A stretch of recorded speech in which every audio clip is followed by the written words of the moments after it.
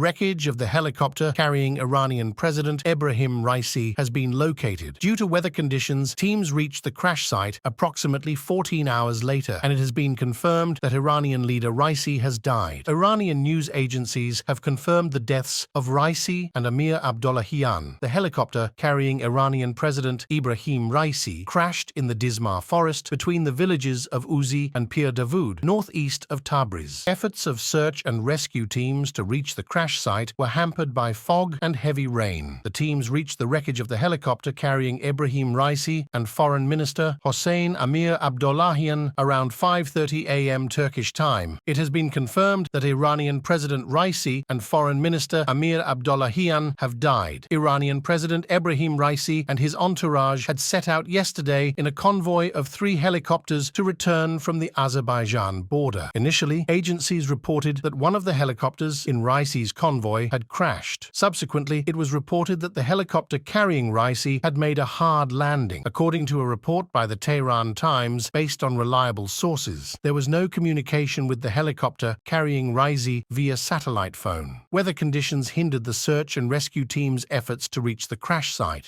There was dense fog and rain in the area. It took hours for the teams to reach Raisi's helicopter. Iranian President Ebrahim Raisi was born in 1960 in Mashhad, in northeastern Iran. Following in his father's footsteps, Raisi became a cleric and participated in anti-Shah demonstrations during his student years in the city of Qom in 1979. Ebrahim Raisi was appointed Prosecutor General in 2014, but had previously served as deputy head of the judiciary for 10 years. Raisi is a controversial figure accused of being involved in the execution of thousands of prisoners opposed to the Iranian Islamic Revolution in the 1980s. As a young prosecutor, he was part of a death committee overseeing the execution of hundreds of political prisoners in Tehran, the capital of Iran. A conservative Iranian politician and jurist, Ebrahim Raisi had been serving as president of Iran since 2021. Who is Mohammad Mokhber, the likely successor to Iranian President Raisi? Following the death of Iranian President Ebrahim Raisi and Foreign Minister Hossein Amir Abdollahian in a helicopter crash, all eyes are now on Tehran. There is widespread